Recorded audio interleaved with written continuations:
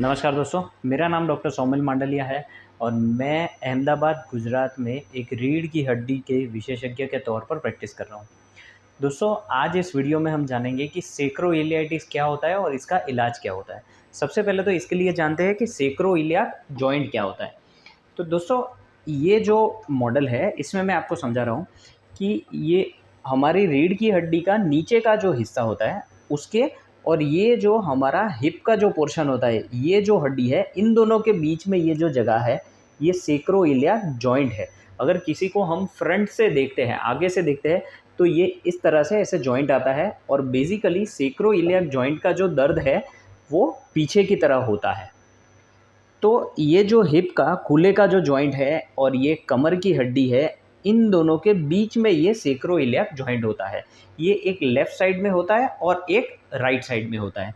अब सेक्रोइलियाक जॉइंट जो है, इसका दर्द क्यों होता है? सेक्रोइलियाक जॉइंट का दर्द जो है, वो कई मरीज़ में सूजन के कारण हो सकता है। अब सूजन बहुत सारी चीज़ों से आ सकती है, जैसे कि किसी को डायरेक्टली इंजरी हो गई, किसी को ये सेक्रोइलियाक जॉइंट में इन्फेक्शन हो गया, किसी को टीबी हो गया या कोई और बैक्टीरिया का इन्फेक्शन हो गया, किसी को कोई और बीमारी है जैसे कि एंकाइलोजिंग स्पॉन्डिलाइटिस है या फिर गठियावा है, रूमेटॉइड आर्थराइटिस है, तो उन लोगों में भी ये सेक्रोइलियाक जॉइंट की सूजन आ सकती है। अब सेक्रोइलियाक जॉइंट का दर्द कैसा होता है? सेक्रोइलियाक जॉइंट का दर्द, जैसे मैंने आपको बताया, वो कूल्हे के पोर्शन और ये कमर का, इन दोनों के बीच में ये दर्द होता है। लेकिन कई मरीज़ में ये दर्द कूल्हे से लेके नीचे तक जा सकता है, जैसे कि स्लिप डिस्क या साइटिका का दर्द होता है। कई मरीज़ में ये लंबे समय बैठने के बाद जब भी खड़े होते हैं तो बहुत दर्द होता है। थोड़ा चलने के बाद ये थोड़ा ठीक होने लगता है। सुबह उठ के ख़ास करके सेक्रोइलियाटिस में दर्द ज़्यादा हो सकता है।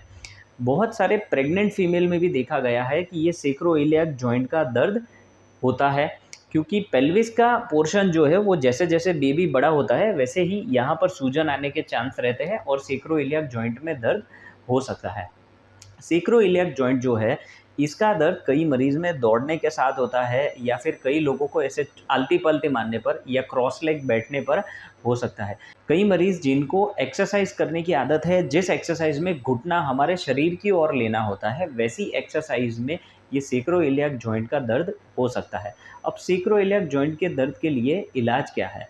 सबसे पहले तो आपको कोई भी ऑर्थोपेडिक या स्पाइन स्पेशलिस्ट के पास एग्ज़ामिनेशन कराना चाहिए। अगर आप एक कॉमन सी चीज़ देखेंगे, तो आप जब भी आपका घुटना इस तरह से मैंने जैसे फ़िगर में दिखाया, वैसे आप आपका पैर जो है वो दूसरे घुटने के ऊपर लेके बैठेंगे, जिसे फ़िगर ऑफ 4 कहते हैं हमारी लैंग्वेज में। अगर ऐसे आप बैठेंगे तो आपको सेक्रोइलियाक जॉइंट में दर्द हो सकता है। ये जस्ट एक डायग्नोस्टिक टेस्ट है जो आप घर पे भी कर सकते हैं। दूसरा, इसके बाद में हम एक्स-रे लेते हैं। एक्स-रे में हमें कई बार दिखता है कि इसमें स्क्लेरोसिस हो गया है। दूसरी साइड के जॉइंट के कंपैरिज़न में एक साइड का जॉइंट अलग-सा दिखता है। इसके साथ में हम कभी ज़रूरत पड़े तो एमआरआई भी करा सकते हैं, जिससे पता चलता है अगर इसमें स्पेसिफ़िक सूजन या इन्फेक्शन हो गया है, तो हमें पता चल सकता है। सबसे पहले तो किसी भी मरीज़ में हम एंटी इन्फ्लेमेटरी, मतलब कि सूजन कम करने की दवाई देते हैं और यूजुअली ये सूजन कम करने की दवाई और इसके साथ-साथ फ़िज़ियोथेरेपी, मतलब कि उसमें टेंस होता है या फिर आईएफटी होता है, इनसे ये सब चीज़ें 10 दिन में ठीक हो जाती है। जैसे ही ये दर्द ठीक होता है, वैसे ही हम कमर की एक्सरसाइज़ स्टार्ट कराते हैं कि वहाँ के मसल्स की स्ट्रेंथ बढ़ाई जाए और ये सेक्रोइलियाक जॉइंट के ऊपर का स्ट्रेस कम किया जा सके। रेयरली ऐसा हो सकता है कि अगर किसी मरीज़ को फ़र्क नहीं पड़ा, तो हम यहाँ पर सेक्रोइलियाक जॉइंट में इंजेक्शन दे सकते हैं। सेक्रोइलियाक जॉइंट में जो इंजेक्शन दिया जाता है, ये सिर्फ़ 5 से 10 मिनट का प्रोसीजर होता है, लेकिन 90-95% मरीज़ में इनसे बहुत अच्छा आराम मिल सकता है। अगर किसी मरीज़ को इनसे भी फ़र्क नहीं पड़ रहा है, 2-4 हफ्तों में दर्द वापस आ रहा है, तो फिर एक नई प्रोसीजर है जो आरएफ एब्लेशन बोलते हैं। उसमें ये जॉइंट को, जो भी नसें, बारीक सी नसें होती है जो सेंसेशन सप्लाई करती है, उनको जला दिया जाता है और उससे ये दर्द चला जाता है।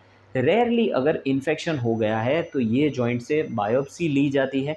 बायोप्सी में पता चलता है कि कौन से बैक्टीरिया का इन्फेक्शन है और उसके मुताबिक दवाई दी जाती है। अगर टीबी का इन्फेक्शन है तो उसकी दवाई 6 से 9 महीने तक हमें लेनी पड़ती है। अगर किसी और बैक्टीरिया का इन्फेक्शन है तो उनके कल्चर और सेंसिटिविटी के रिपोर्ट के मुताबिक हम दवाई शुरू करते हैं। रेयरली अगर किसी मरीज़ में इन सब चीज़ों से कोई भी फ़र्क नहीं पड़ता है, तो हमें ये जॉइंट को फ्यूज़ करने की, मतलब कि यहाँ पर स्क्रू लगा के ये जॉइंट को फ्यूज़ करने की ज़रूरत पड़ सकती है और इनसे भी मरीज़ को दर्द परमानेंटली चला जाता है। तो दोस्तों ये था सेक्रोइलियाइटिस का इलाज। अगर आपको सेक्रोइलियाइटिस या फिर रीढ़ की हड्डी से रिलेटेड कोई भी कन्फ्यूज़न या आपके पास कोई एमआरआई रिपोर्ट है, तो आप नीचे दिए गए नंबर पर हमें व्हाट्सएप कर सकते हैं। हम ट्राई करेंगे कि जो भी बेस्ट सॉल्यूशन है वो हम आपको सजेस्ट करें। धन्यवाद।